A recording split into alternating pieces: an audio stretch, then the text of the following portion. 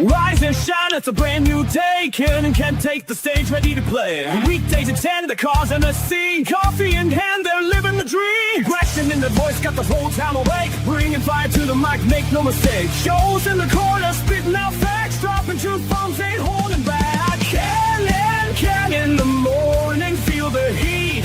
From 10 a.m. CST, can take a seat. We live and loud, that break in the mind.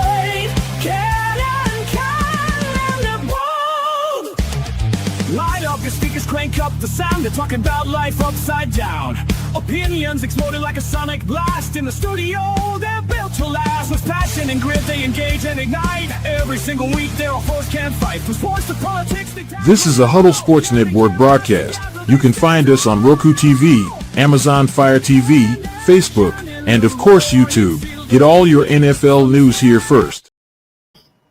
Well, hello there, everybody. Hope you're having a good morning, and welcome to Ken and Ken in the Morning with an Eric and a Joe instead of a Ken. Yeah, none of us name is Ken, so. Hey, not none of us. This guy's name is. Well, you, of course, I'm saying. Oh, but how you doing today, buddy? We're doing good, man, on this Monday. Another dead day in football. Oh, hey, good morning there, Cam. Oh, but we do have some funny news to go over. Oh. Chase Claypool's thinking about making a comeback in the NFL. Oh, that guy? Oh, yeah. He says he is stronger and faster than ever after missing last season. Now, how much do you buy into Chase Claypool being an NFL player again? Man, honestly, I mean, you'll never know. Things can happen for, like, different players every time. Like, people can come back and have a little resurgence, of course. We've seen it before. But with him, I just don't know. He's never really been the best receiver, in my opinion. Like, you remember, I think he even switched to tight end one time.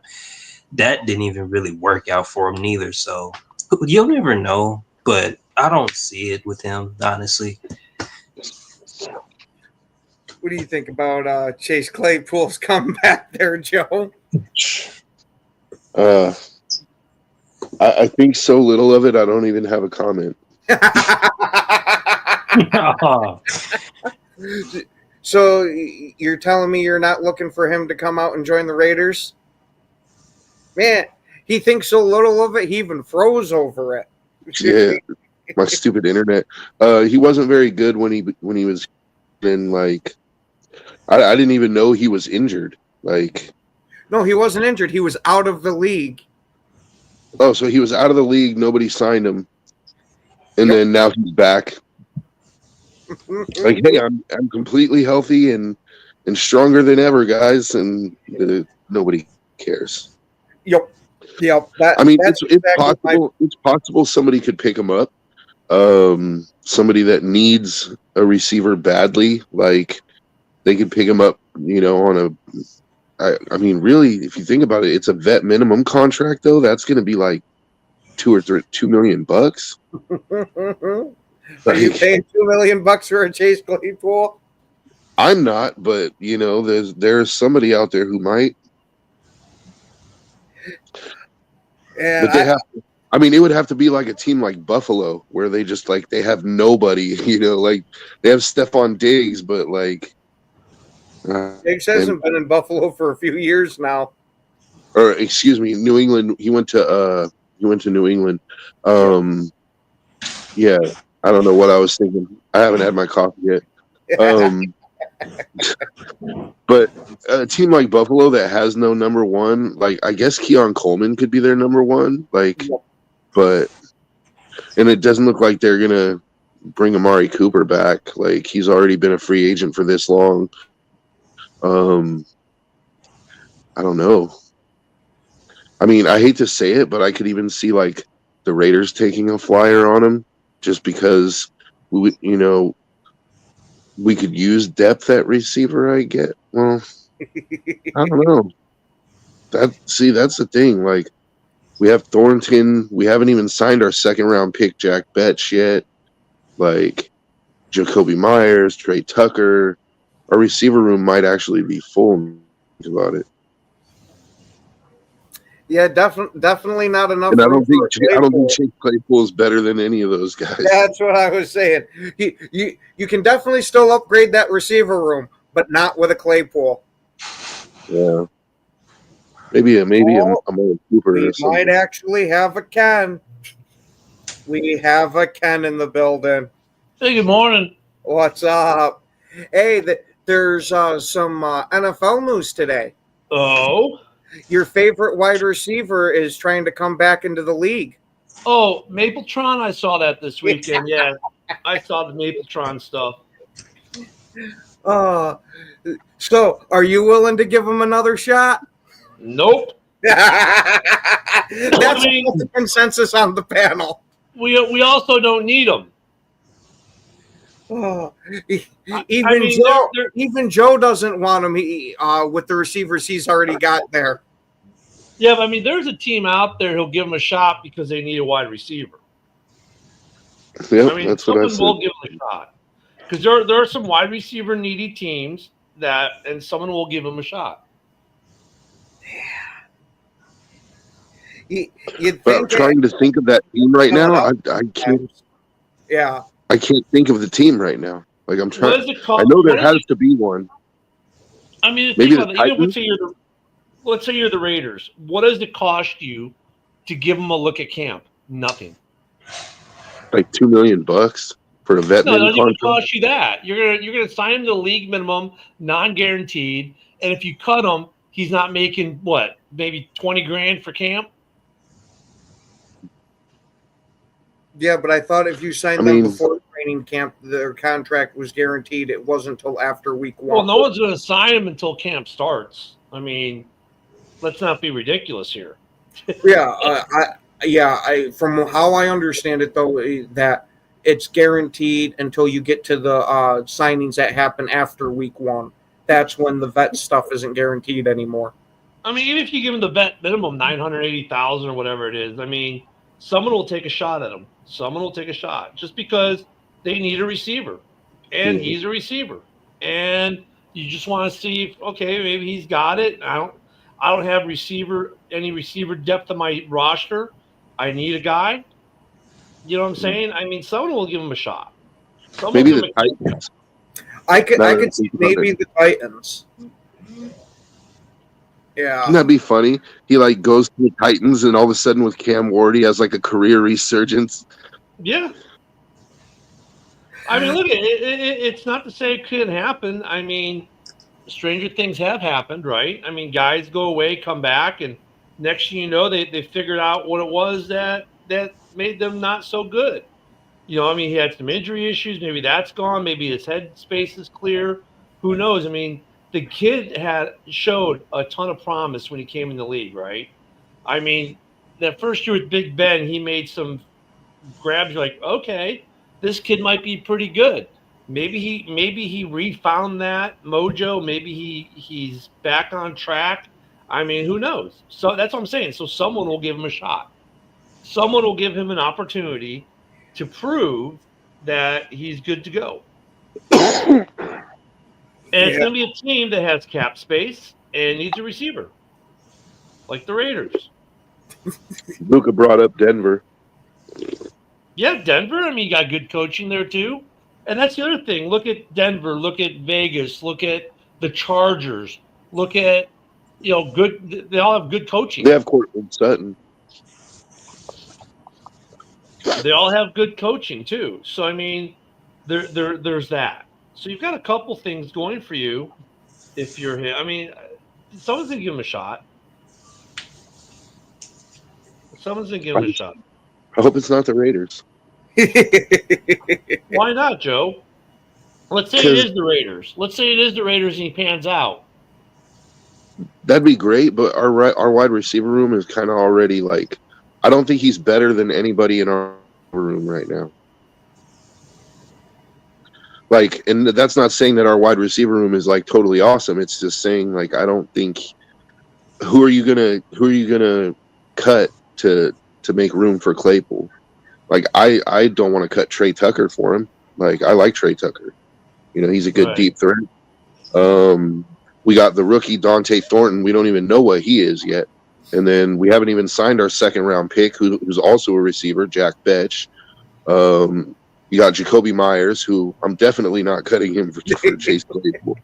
And then down at the bottom of it, you got, I think it's DJ Turner. Might be DJ Turner.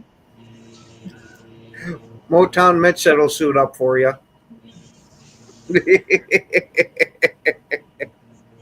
So I'm just saying it's not outside the realm of possibilities for a team like the Raiders to give him a shot. And to be no, honest, it's not.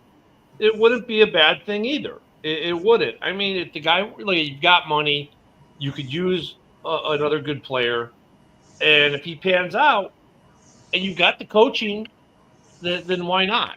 You know what I mean? I mean, it's not all doom and gloom with Chase Claypool. It really isn't. So I wouldn't necessarily say that's a bad thing for the Raiders or any team that takes a shot. I mean, look, none of the NFC. Well, actually, there is one NFC North team who could probably utilize him, and that's that smiling guy in the upper. There ain't no way in hell. I mean, look at it. But same thing for the Packers. Packers have money. They could use a veteran wide receiver who has some skills. Why not give him? Why not take That wide flyer receiver on him? room is already so crowded that they're converting a wide receiver to cornerback to keep the guy It's on crowded the team. with what? What's With a whole crowded bunch with? of What stud wide receivers are overflowing out of Green Bay's coffers? None. No, I know that Dobbs isn't anything that anybody would ever want. That's only why He's there's not a a couple. stud receiver, Ken. He's a good receiver. Look at, don't get it twisted. What stud wide receiver? Yeah, Dobbs is a good wide receiver. He's adequate for what you guys need him for. He does a good job. But if he was in the open market with teams flooding the gates to come sign him, no, he'd get people would kick the tires. Someone would give him a shot. He'd probably get a contract somewhere. But it's not like everyone's barging the gates to get him. Like I said, what do you have? You don't, John. You know, now you're really smoking crack. I mean, the Packers don't have a stud wide receiver. I don't see why you guys wouldn't take a shot on Claypool either. I mean, Claypool could give you, if he lives up to the hype, if Claypool would be what he was his rookie year, that could be a stud wide receiver for you. You don't have a stud. You've got a bunch of good wide receivers. You've got receiver by committee, of which Dobbs is the leader of the committee, but he's not the guy that everyone's, banging down the door to get. Well, I mean, there are a few teams trying to trade for him this offseason. So he's got to have some value. Some value, but he's not a stud. Yeah, where Chase Claypool, he was a free agent last year, and nobody even wanted him last year. But that's just a whole nother reason. You're making another argument why the Packers take a flyer on him. No, that's wasted money at that point. You have tons of money to spend, and you have to spend some of it per the NFLPA. So it doesn't matter. You waste $900,000 to give the guy a shot to see if he's better than the collection of decent and good receivers you've got on your roster. The point is, a team like the Packers, like the Raiders, like there are a lot of teams that fall in this, and there are a couple teams that don't. We'll take a flyer on him. The Bears won't. They've got 3 wide receivers, 3 really good receivers. The Vikings have at least 2. The Lions have at least 2. The Raiders have maybe 1, right? And Jacoby Myers. So they could use another one.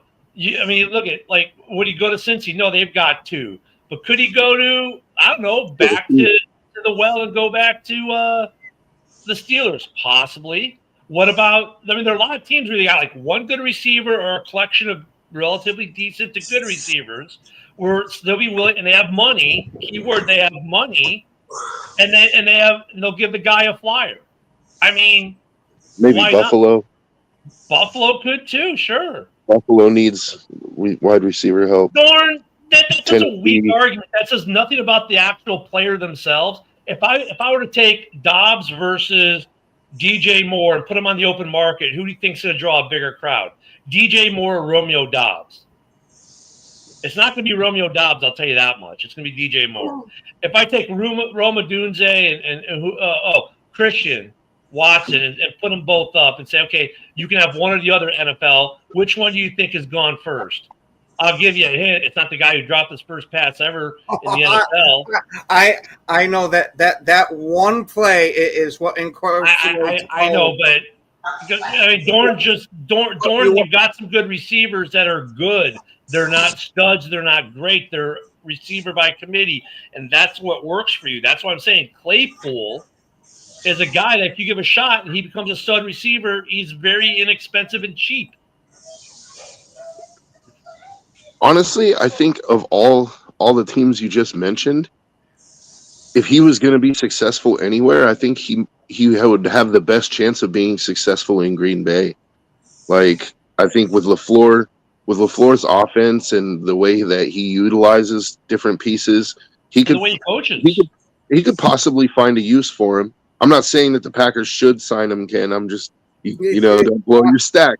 I'm just saying if there was one place so that I could see him coming back and reviving his career somewhat, I think with LaFleur, it's possible.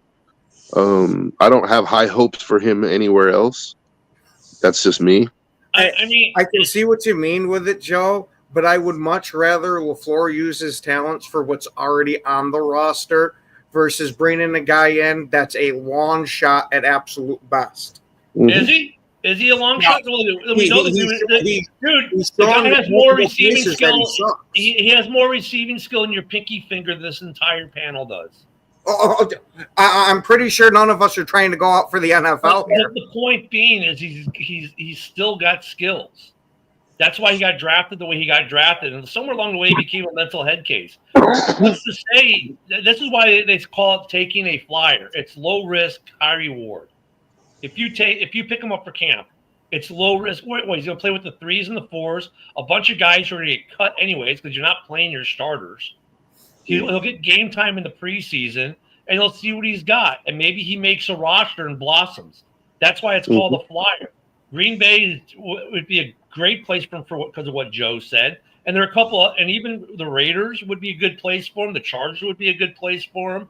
Denver would be a good place for him. Those would be good places for him because they have coaching and they have structure there that would actually help him. Because the Bears don't need a receiver, John Dorn. Yes, exactly, Cam. And he could we're talking a little Chase Claypool this morning, huh? Yeah. I wouldn't Claypool stuff, Roski. I wouldn't be upset if the Raiders got him as the camp body, honestly. Like, the Raiders have $30 million in cap space. Like, I wouldn't be upset if they got him as a camp body, and then if he doesn't work out, just cut him.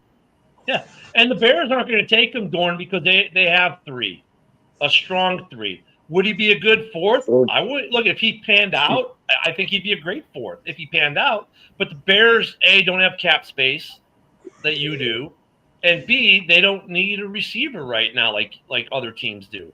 You know what's funny? What I always thought about Chase Claypool, and if you just look him up, try to look up his stats, like his height and weight, he's listed at 6'4", 238 pounds. I think at this point in time, he'd be better served to put on another 10 pounds and try to play tight end, be a receiving tight end. Yeah. Then maybe he could catch on somewhere as a receiving tight end and revitalize his career. Hey, Dorn. Oh, see, this shows you, Dorn, my friend. I think he thinks it's a slam. You trade for him. We don't need a receiver. Ha ha ha ha. Yeah, that was years ago. I also noticed he had 32 catches in 2022. He only had 8 catches in 2023, and he wasn't in the league last year. Right. So yeah, I mean, I don't know, man. He's one of those guys. He had so much talent, and like you said, he just he actually did kind of go mental from the stories I've read. He kind of became a locker room cancer with not very good work ethic. I don't know, man. Put on 10 more pounds, Chase, and try to be a receiving tight end for a team. I think that might be his way to go. How old is Claypool now? He's close to 30. Yeah, he's got to be somewhere around there. Hold on. He's 27. Yeah, 27. Yep. I mean, yeah, that's what I'm saying. I mean, you've got Dude, his birthday is today. Holy oh, shit! happy birthday, Tony.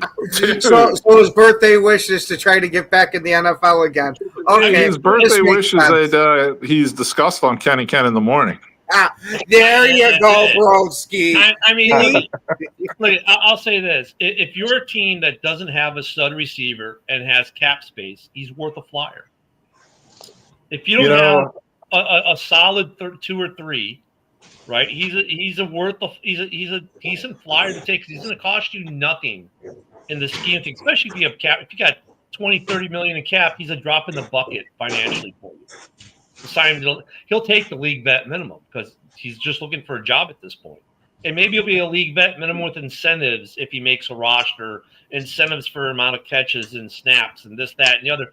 I mean, he's low risk, super high reward. So Ken, if Claypool could be what he was when the Steelers drafted him, why wouldn't you take the flyer if you're on him if you got 30 million in cap space? Here's nothing. I was gonna say like kind of going off what I was saying, like another team that you could maybe consider.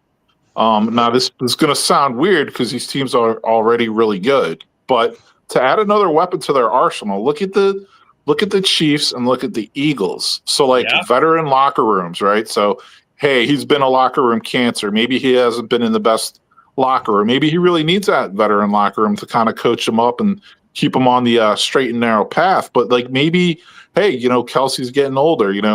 Goddard's getting older in Philly. Maybe they just want like a receiving tight end. You know what I mean? Like maybe they could pay him a little something and Buffalo fit him in. I mean, Buffalo could take a flyer on him. Baltimore could take a flyer on him, and I would be. Baltimore has a history of taking flyers of guys who are a little bit past maybe their prime or whatnot. I mean, there are some teams out there. I'm just saying Green Bay could because they have cap space and they don't have a stud receiver. He's worth a flyer for him. With the Lions, the Vikings, and the Bears, most likely not for all three for cap reasons, personnel reasons, and otherwise. But Green Bay would be the only team I could see in the North possibly even entertaining a flyer on. Because he costs you nothing, Ken, and you're spending tons of money. And if he works and you look like geniuses. Yeah. But if he doesn't, you cut him out the training camp. Yeah. Low risk, high reward.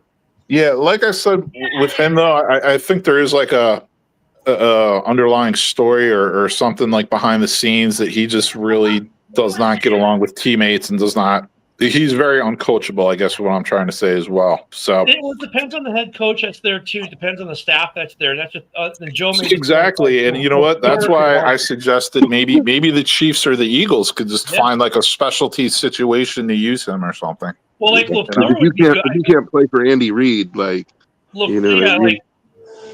if you look at any of the coaches in the AFC West, all 4 of them would be good for him. LaFleur would be good for him. If you go to the AFC East, Buffalo's staff would be good for him. Baltimore's staff in the North would be good for him. So, I mean, there are some good coaching situations out there where you have veteran quarterbacks, veteran teams. That would be good for him. Like, where would now look at Ken? Is Green Bay number 1 in that pecking order? Oh, hell no. Because while they've got the coaching, they don't have maybe some of the staff. Right, like Claypool would be maybe as good as a personnel fit, personality-wise. With Green Bay, he might be with a Baltimore or a Buffalo or an AFC West team, right? And in that hierarchy in the West, I'd put the Raiders as probably the last place in the West he would go, right, because of the other people on those rosters. But I mean, he's a low-risk, high-reward flyer that if he can be what he was, if he can regain his career. I mean, that story's happened so much in the NFL. So, I mean, I would. Yeah, but there's a lot. There's a lot more of them flaming out. My whole thing is, I wouldn't want to waste the coach's time on somebody that's a random shot in the dark versus spending that time developing one of your younger guys. But he's not going to take that much time away from your coaching, man. It's not like they're going to devote all their time to him. He's going to be a fraction. No, they coach all of them together. Yeah, they coach all of them together. That's not. So they'll be coaching him with the other fours. But I was just thinking about it. I think actually the Chargers would probably be the best place in the West for him to go, because Harbaugh's a no bullshit kind of coach, Yeah. and so he's either going to get with the program or he's going to get cut. Well, And I'll tell you what, you know who Harbaugh. their starting tight end is? It's Will Dissly. I mean, how much longer is he going to be in the league for? I mean, Yeah. you're talking either Harbaugh would be a good place from. They're both kind of the same kind of cloth there. Yeah, Baltimore. I mean, Lamar Jackson could use another target to throw to. That's for sure. And yeah, But the Chargers could definitely use another receiver, for sure. and they could even convert him to tight end, like Broski is saying. Like if he's 238, Brock Bowers is 245. So if you're talking about a receiving tight end, if he puts another 7 pounds on, he's the same size as Brock Bowers. He's 238. Like the last time he was actually in the league, which was in 2023. So he's probably packed on some extra, So if we're converting college him to 15 or whatever, you know what I mean? Couch pounds, whatever. if we're converting him to a tight end, then you rule Green Bay out because they feel they're good there. But if you want him as a wide receiver, Green Bay could take the flyer. If you're going to make him a tight end, I think Green Bay is out. But if you're looking for a guy who has a possibility as a receiver, I would say Green Bay, but tight end, no. Then Green Bay's out. I think the North. To me, he feels more like the nonsense we've already had with like Sammy Watkins and Devin Funchess type of shit, to where it's just these guys that the jury's relatively out on them, and you're just taking a super shot in the dark and hoping something happens. Yeah, but you do that though, Ken, because I mean, look, for all the times you miss, you have the times you hit, and that's why it's a low risk, high reward situation. And so for him, because look, there's two components to it, right? A, he's looking for a job, any contract he can get, but B, now if he gets options, if he gets the Chargers, the Packers, let's just say for sake of argument, let's say the Packers. Let's say the Packers offer him a vet minimum deal. The Chargers offer him a vet minimum deal. The Ravens offer him a vet minimum deal. Well, the Packers are going to be last in that pecking order he's going to take, because he's going to look at the other situations, whether it be as what Broski's suggesting, like, hey, we'd like you to play some tight end, right? We think you could be really, really good there. Or as a wide receiver, the Packers are the last, because you're good at tight end. You're like, no, we're look at wide receiver 3, maybe 2. We'll see how it goes. And he's like, he has better chances, believe it or not, with the Chargers or the Ravens.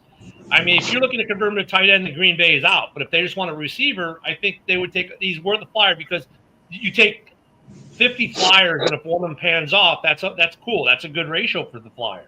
Low risk, high reward. We got to spend some money by NFLPA anyways. So cool, we get it. He costs us nothing. He takes no time away from our young guys. Why not? Bears cannot use him as a tight end, John Dorn.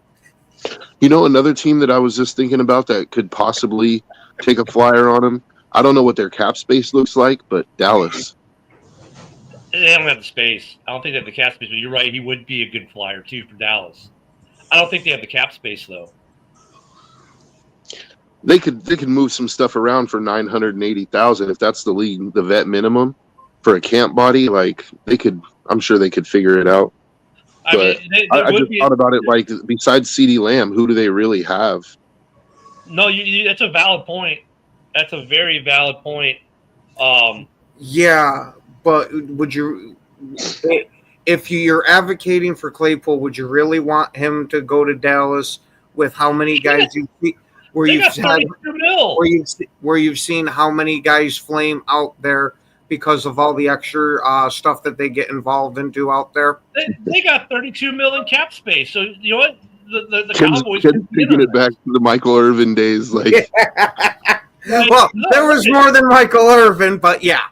They got cap space, fellas. The Cowboys have $32 million. So yeah, I would say he's in the hunt there. Like here, look at the teams have a lot of cap space to spend. The Patriots, could they use them? Yeah. The Niners, maybe. The Lions have $40 million, but they don't spend for shit. The Cardinals have $36 million. The Packers have $35. The Cowboys have $32. The Bengals and the Raiders each have just over $31. The Eagles, the Seahawks, the Titans are about $30. The Jets have just under $30. The Chargers have $27. The Bucks Here's a team we haven't mentioned. The Bucks have 26, but their receiver room is stacked. Yeah, They got they're a really good tight end. the Vikings- Giants. The Giants are. Ooh, where are the? I'm waiting for the. Where are the Giants on this list? Now you're making me skip down the list. The Giants only have $3 million in cap, just under $4 million cap, so they might not. But they could and use remember, you got to remember they haven't signed their second round pick yet, so Yeah. they probably have about $1 million in cap. The Chiefs have about $10 million cap, so they're in there. The Bears are at about $9 million after they signed their 3 second rounders. The Broncos have 15, but they have a second rounder to spend. The Texans don't have any more second rounders. They signed theirs. They have 15 mil. The Ravens have 15 mil. The Browns have 16. The Panthers 17. I mean, look at the only team that's really out, believe it or not, the teams are out financially. The Bills, the Giants, the Falcons are probably the 3 that are out financially because they're over the cap or going to be right on the cap after they sign their second round pick. Everyone else has a little bit of wiggle room to pay a vet league minimum. It looks like You mentioning the mentioned- Eagles triggered Woody in the chat. Shout out Woody. Oh yeah, You mentioned the Patriots. I actually think the Patriots is another spot that yeah. I could possibly see him going. And Vrabel is a no nonsense kind of coach too. I don't know how much he's going to help Claypool, because Vrabel's not really an offensive genius or anything, but they do have Josh McDaniels back, which for whatever reason he seems to do well there, nowhere else. So, I mean, it really, does anyone really think though that Claypool's actually going to catch another pass in the NFL? No, not whatsoever. Yeah, I me neither. I know we're pass? speculating I mean- right now and throwing some stuff out, but when it comes Catch to the it, pass, I I mean, don't think it's impossible. That I think he could latch onto a team somewhere and have 20 receptions for a year. It's Yeah, possible. I'm with Joe. I think he's a low Is he risk. going to go for high reward. 1,000 yards? No. No. He's a low risk, high reward kind of flyer that there are more than enough teams out there who need to spend some cap space, and if he pans out, could use his talents, whether it be a wide receiver or as Broski suggests, maybe converting him to a tight end. I mean, the kid has talent. Yeah, We know but he has talent. didn't he already tried the whole tight end conversion thing before? did he? Did he? I was gonna say I thought he did, and Eric had mentioned something about it too. Oh, I don't know. I don't know if he did or didn't, but like I said, that's why he's a flyer. You got to take what you have of the pass of him and throw it away. He's had a year away from the league. You guys kind of, in a way, you got to kind of take the pass and throw it away and just give the guy a shot. And someone will probably give the guy a shot, and that's all we're saying. And there are teams, basically, about 28 teams who would financially give him a shot, and there's probably about another 20 teams roster-wise who would be probably willing to give him a shot because they're lacking a stud wide receiver or a tight end or a weapon. They're not bore out. There are some teams that are pretty solid. And for the Packers, his only shot would probably be as a receiver, not as a tight end, because I think the Packers really like their tight end room. I think the NFC North in general likes their tight end rooms. But the Packers make sense in terms of you don't have a stud receiver with the flashiness that Claypool could bring you if he's good. I mean, if he's good, he's a better receiver than Dobbs if he's good. If you look at and when they came into the league in the draft, I mean, if you were going to draft Dobbs or Claypool without knowing NFL history, you take Claypool every time. So if there's even a sliver shot in hell that he could be that, he's worth the vet league minimum that costs you no time, no money to take a shot. And if he doesn't work out, you're just going to throw him away. That's what I'm saying. He's low risk at this point. Financially speaking, roster-wise, he's low risk, high reward. Now, if he hasn't fixed his mental aspect of the game, he could be high risk. Let me flip the script on myself there. He could be high risk if he's a locker room cancer, right? That's the only thing you've got to concern yourself with in terms of that. If he's bad for the locker room, but then again, he's not going to last long if he is that. So, like I say, he's a cheap flyer. Why not? Someone's gonna give him a shot. I think it's gonna be one of these other teams. I don't think it's gonna be Green Bay, but I'm saying Green Bay could give him a shot, and they're not outside of the realm of possibilities. But there's possibilities for them. And since you guys are Bears fans, Is there any credence to Ben Johnson being disappointed in Sweat, or is it just another clickbait? More clickbait because they haven't done anything. It's funny how these clickbait articles come out when they're not at practices, they're not at OTAs. Oh well, there's already a clickbait article that one of our draft picks is going to get, that one of our high draft picks is going to get cut. Like, dude, really? We got the Ken, same. did you say nonsense. Swift or Sweat? Or it's either. Sweat. I could have possibly said Swift. I don't know. Who are you talking about, Sweat or Swift? Sweat. For either of them, I don't think there's any credence until you get to the season, because right now you're at that point of the year. They're not even practicing right now. There hasn't been a team activity in, a week or two? It's the 4th of July weekend, and these articles come out that head coaches are upset with guys, and these guys are getting cut. I'm like, dude, they haven't done anything. I mean, it's clickbait, man, for any of these teams. Like, nothing happened over this weekend with any of these guys where coaches are like, oh yeah, they're cut candidates now. No, it's just guys who want clicks for articles because they know there's sections of fan bases that have been talking about X, Y, or Z. So we're going to do clickbait articles and get our clicks in, meet our quota for the month. I mean, it's look, until camp starts, there's nothing to talk about. Mm-hmm. I think with Sweat and Swift, right? Because Sweat, look, has got to stay healthy this year for Chicago, and he's a big contract. So, I mean, could there be a legitimate concern that this guy might not be in Chicago past this year if he has another down year? Sure. There could be a sliver of truth to that. I think Swift, last year had 950 yards on a bad bum line. If he has 1,400 all-purpose yards, close to over 1,000 yards rushing, for what he cost the Bears next year and cap hit being $8 million next year, I don't think they let him go unless there's that's on the field. Now, look, if there's something behind closed doors where they're, they can't get along, irreconcilable differences, they argue with each other, blah, blah, blah, blah. I mean, that's the stuff we don't ever see, right? If there's something like that, then yeah, I mean, any player could be gone. But if he produces in this offense this year, there's no reason to cut Swift in the year. Of the 3 that are big contracts that could be cut next year as cap casualties, he's in that top 3. He's in that 3, right? And so is a certain tight end, Cole Kmet. But if he has a good year at $11 million, it makes him a little same thing. It's the linebacker that's probably looking like they're going to get cut for financial reasons of any of the 3. But if Swift has a good year at $8 million, he'd be relatively inexpensive for a running back with his type of home run hitting speed that he has. So I wouldn't say there's any truth to any of these clickbait articles right now because A, they're not doing anything. B, that's holdover from before Ben even took over as coaches. They were talking that shit. Let's see what happens during camp and as the season progresses before we, I think with a lot of these clickbait articles, it's like, okay, you have to wait and see. It's like, look, even John Dorn's right twice a day, right? Broken clocks.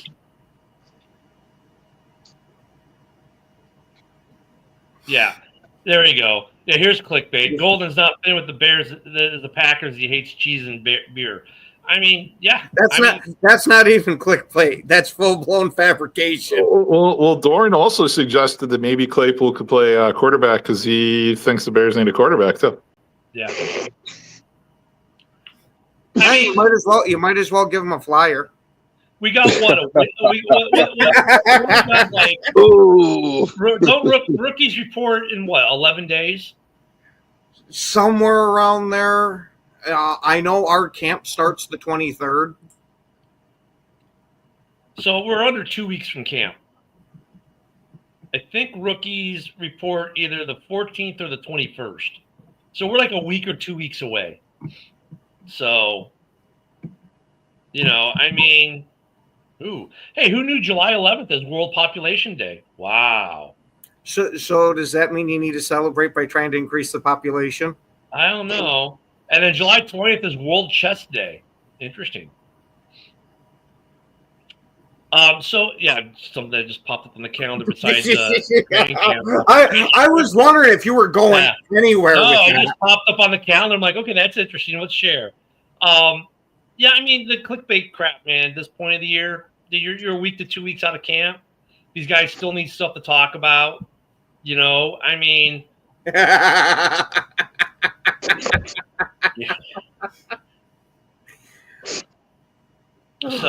I don't know. Well, you know, like I said, at this point, I think if with those kinds of guys, I think if they were going to cut them, they would have already cut them.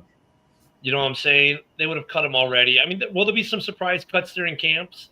Yeah, there's always one or two in the league, right? Will they be from any of our teams? I mean, I'm not going to say no. It's always possible, but I mean, I was gonna say, yeah. Hey, how many times have you seen training camp when it's midway through or all the way through, and you just got some random surprise guy that got cut that there was no way you were expecting? Yeah, it's gonna be last day of camp kind of thing because that's how the league is now with the cut down. So I mean, Oh yeah. you know, look, no one's getting cut until the end of camp. You know, at this point, really. I mean, you get a few because they'll say, well, we want to give him an opportunity to go play. You know, hey Joe, we're going to cut you now so you get him an opportunity to go find another team before camps are out. You get that kind of situation here and there, right? But by and far now, it's like they wait till the very end to sandbag it. Man, don't. Yeah, I was going to say that, too. Luka. I was going to say to Dorn, he said the Packers play chess, the Bears play checkers. I think recently the Bears have been playing more like Connect Four, not even checkers. Hey, They have to work their way up to checkers. Luka, don't give Dorn that much credit. He's not a Marine. Only Marines eat crayons, okay? Dorn couldn't be a Marine. But, I mean, like, there'll be some – I think there'll be some surprise cuts on a couple teams, but I'm not buying into the clickbait. I think we've all seen way too much of the clickbait to buy into it. You know what I mean? Like, Dorn loves it. It gives him something to make stupid comments with, you know. And some people will take the bait and play all day with them.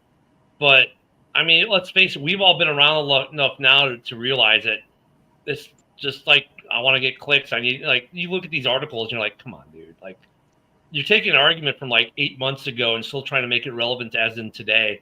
And if you ever read some of these articles, like their source material for it is usually so freaking old. Or a source. Yeah, well, I have a source at Green Bay who says they're cutting all the receivers. Right, Dorn? Right? I mean, you know what I'm saying? It's just like, come on. Like, I think Swift, though, is a candidate to get cut at the end of the year because of his contract, unless he has a good year. I think Cole Kmet's could be a candidate to be cut in Chicago if he doesn't have a good year. Yeah, they could both be cut. I just think they're going to have to – those guys will wait till after the season. Got a spicy chat going on today. I know, right? Yeah, I was going to say the chat's going off today. You see what happens when we start Dorn the Claypool? Here I go introducing the Claypool story, thinking, oh, this will be a quick joke thing that'll give us something to talk about for 10 minutes. Because you know what it is? The second we said that the Packers could be a possibility, you're like, oh, my God, no. But yeah. Hey, no, let me give somebody that threw this out, and Chase Claypool needs to be on a roster somewhere. Let me give Dorn some credit really quick because I mentioned the Marine Corps thing, and look, he goes to a movie about the Marines. I got that, Dorn. I got you. You need me on that wall, Dorn. You want me on that wall. No. If you don't know the movie, you're too young. If you don't know the movie we referred to, you're way too young. Do you know what movie we're referring to, Ken? Oh, okay. The one with Tommy Lee Jones there or whatever the fuck it is.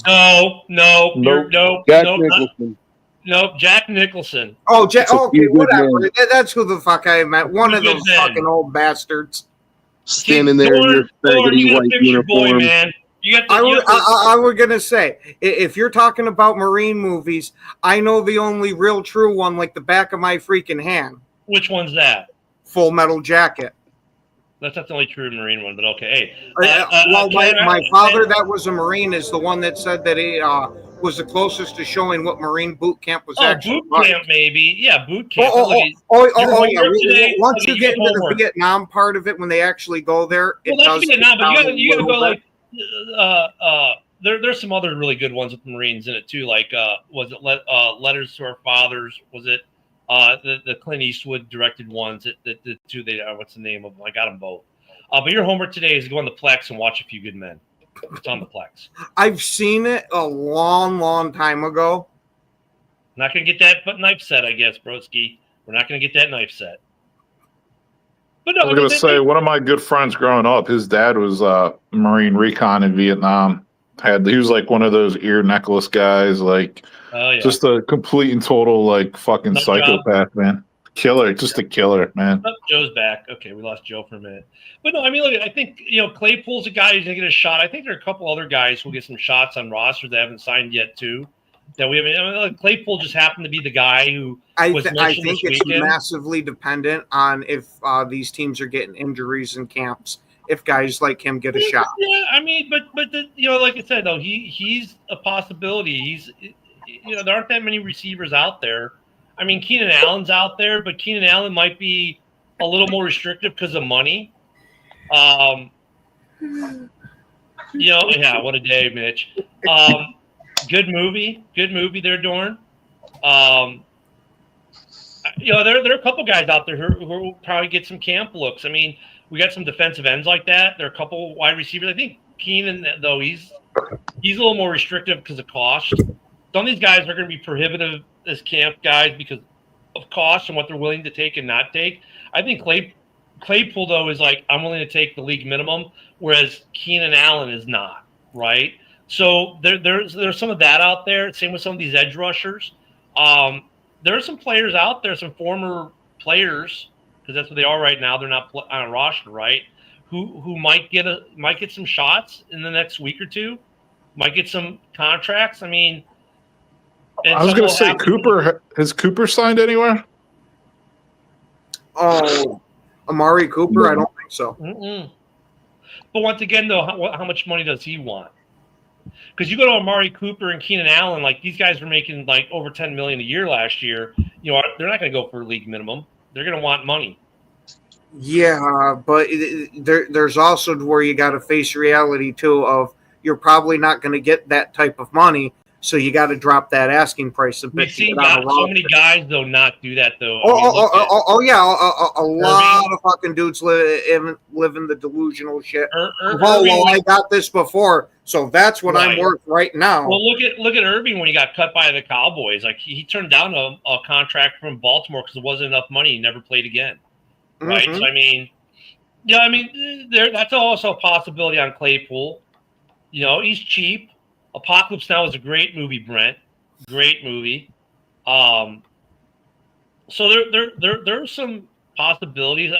You got to be careful with the clickbait for the current roster guys right now. But the non-current roster guys, I think there will be more than a few who will get some camp invites at some point or a shot, depending on situations. I'm intrigued with Broski's idea of making Claypool a tight end.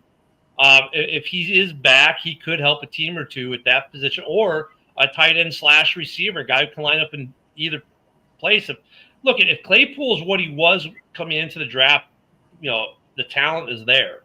If his mental headspace is good, he's going to help someone. So someone will take a low risk, high reward flyer on it to see if it pans out because the talent's there.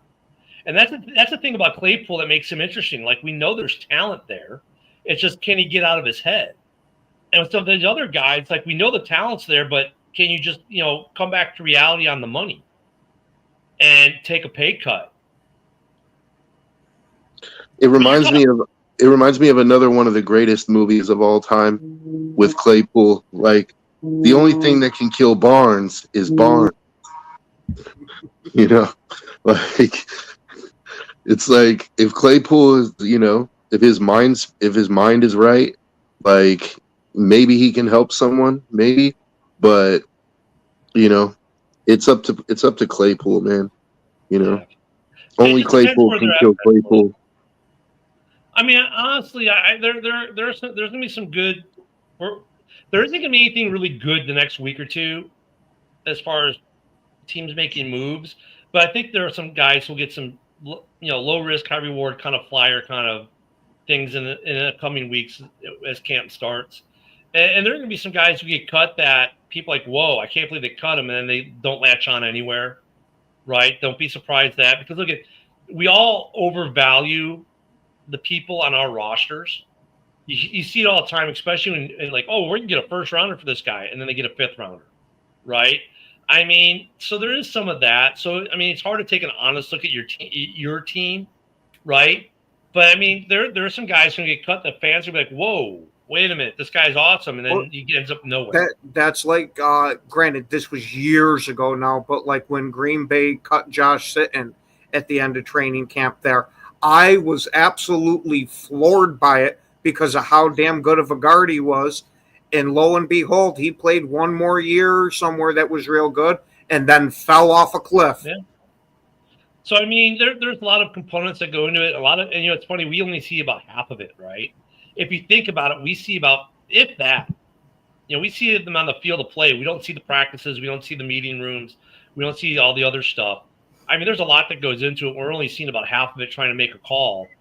I mean, but from where we sit, I get it, while we make the calls we make, but there are going to be some cuts. Like Swift, I think it could be, if him and Ben Johnson, let's say there's truth to that. Let's entertain it. If they just can't stand each other, I don't care how good Swift is, he'll be off the roster in Chicago, right? But if they can work together, then it's a wait and see, right? Let's be professionals. Okay, I don't like you, you don't like me, kind of thing. But we work well, but we can work. All right, cool. That happens in the league too. So I mean, there are a lot of head coaches and players who hate each other. They have long careers together. It's just the way it is. It's called being professional. So there are some guys I'd watch, maybe not during camp, but more as the season progresses. I think on every roster, there's a couple guys like that. Green Bay is going to have an interesting look with the receiving core. How's Golden fit in? And then, you got some guys who are going to need contracts. I don't think all those guys come back. Dobbs or Christian, one of them is probably gone, or both could be gone. It just depends on what Golden does and how things work out there. In Chicago, I don't think any of the receivers necessarily, but Cole Kmet, Swift, they could be gone. I could see if DJ Moore pulls the same stuff he did last year. That was so out of his character, though, that stuff he pulled in Arizona.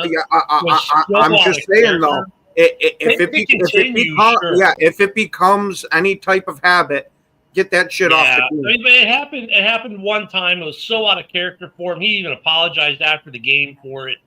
I mean, that level of frustration, that should tell you just how bad it was in Chicago last year with the coaching. Because DJ is a pretty chill guy, right? He's a pretty chill guy when you listen to the dude speak.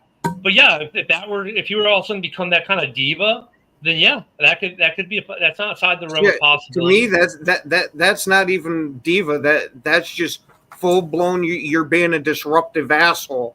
I can deal with some of the prima donna stuff and all that, but I now when you're last year though as well though, Ken, though, what he did last year was also making a statement for the entire offense. Sometimes if you're the leader will do that, and he's the leader of that offense, and he made a statement, and look what happened after he made that statement. They made changes in coaches.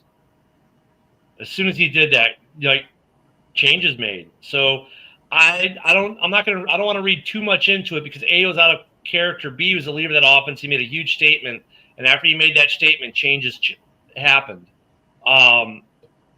But yeah, I mean, if that were to become a thing, though, Ken, then yeah, he would be gone too.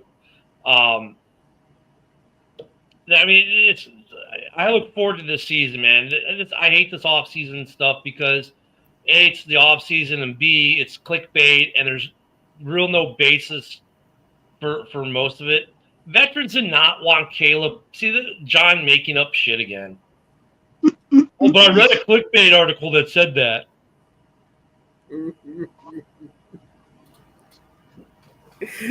Different situations, Dorn. You're talking apples and oranges. I tell you what, if you gave LaFleur the option of having DJ Moore or Romeo Dobbs, I can guarantee you which one is not going to be a Packer anymore. You can't necessarily say that just for the whole fact of. Are you telling me that Romeo Dobbs is a better player than DJ Moore? No, I mean, if you let me finish talking first, I could have gotten to the point, is that he might go with him since he's already familiar with them. How many times have you seen coaches stick with their guy over upgrading at the position? few and far between like that. If you I guys just think you see it often enough. Okay, even Joe is giving you a look like, dude, come on. They're taking DJ over Dobbs 10 times out of 10. And I like Dobbs, but Yeah. if you have a chance to upgrade like that, you're gonna take it. The NFL is a business, man. Yeah. Even Brent's like, come on, man. But that doesn't make Dobbs a bad player. No, Like Dobbs, he's I a like solid Dobbs. receiver. He's I just think not a Dobbs stud. makes some really incredible catches too. Yep. He's a good receiver. He's just not a stud. I mean, he's a solid guy that adds to your roster. Like, would I like to, like, if I'm Green Bay, if I had DJ Moore and Dobbs, I'd be giddy. With Golden in the mix with those three, I'd be really giddy. If I had those three, I'd be giddy. Nick actually was very unhappy about the Golden pick. Yes, He's I still- know. And believe me, I cannot wait to rub it in Nick's face when Golden takes off. Yeah, I was talking to Nick the other day, and he was very pissed off about the Golden pick. You know, Oh, believe me, I know I had multiple of those conversations with Nick too. But, you know, I something even with asked him, I'm rookies, like, though. dude, like you had Luther Burden on the board there too, like because he ended up going to Chicago in the second round. It's like, would you have rather they took Luther Burden? He's like, yeah, absolutely. Like it's not that the Packers took a receiver. He specifically thinks Golden is not going to work out for them. Yeah, but you know what, though, Joe? I mean, I can understand Nick's argument. I can understand Ken's argument. And then at the end of the day, when you look at the first round, it's like playing roulette. Mm-hmm. I mean, the first round is roulette. Like, you know, look at the top three receivers that were taking the draft last year. How many of them were in the top three of rookie receivers last year? What was it? Yeah, I mean, two of the top three were in the top three taken. So I mean, it's rookie roulette. And like the thing like I found interesting with the Bears pick and Burden, and there are guys who thought he should have gone the first round for sure, like guys like Nick and other people. And they're like, well, the rub on him, he's only really excels in the slot, which is why Chicago drafted him, right? Which is interesting. So it'll be interesting to see how these guys perform. Some of these rookies, and some of these rookies that people are like, oh my god, we're fixed. They're gonna crash out. And they're gonna be average, or they're gonna suck, or you know. Then the guys that we don't expect are gonna like, wow, where'd this guy come from? Why didn't we hear about him before the draft? It's the same story every year. Every year, it's the same story. You get a couple guys like a certain tight end that Joe likes to talk about who took off last year, and everyone knew he was going to take off. But you know, he's the few and far. He's the exception to the rule, right? I mean, out of the 32 first round picks, maybe like 5 of them will be really good this year. Mr. Bowers is the exception to the rule. Mr. Bowers. You like My that? God, are you getting a tramp stamp of Mr. Bowers now? Yeah. Holy shit. Never. Look, here's what Golden has going for him. He's in Green Bay. He's got a good offensive-minded coach. You know, he's got a relatively good quarterback that's going to throw the ball to him. So it's a good situation for Golden to succeed. Now the question is, will he? I think any receiver you put in Green Bay has a good chance of succeeding and being a solid wide receiver. Look what they did with Dobbs and Christian. I mean, they've taken some guys who most teams probably wouldn't even start, and they start them and they make them good, solid receivers. So I mean, it's not like it's looking bad for Golden. It's all there for him. He just got to take advantage of it, and that's gonna be the question: can he take advantage of it? I'm glad you guys like that. And you can say that the same was thing. You could say the same thing for Luther Burden. You know, he's in a situation in Chicago. He's got a good receiving room with an offensive-minded head coach. They drafted him to do what he does well. You know, we'll see if he succeeds or not in Chicago. Which one was the better receiver to take? You know, answer that one 5 years from now. I know people want the immediate answer, but very few guys are the immediate answer. That's just factually untrue, Dorn. Like, well, it didn't matter what team Bowers went to. He was going to be good. You obviously didn't watch his college career. He was the best college tight end in the history of college football. Like it's not even debated. Like everybody knows. So for me to say like he was going to be great, it's not like I'm like reading the tea leaves or something. It's just like it was just an obvious thing. Oh, and on Mitch, that note it's of not even Brock Powers being absolutely yeah, great, we got to run. yep, Mitch, we wanna it's still thank- going to get hotter out. You got to get to the dog days of summer. We're not there yet. Make sure you're back here tomorrow. We'll talk about it some more. all right, have a good day, everyone. Have a good one.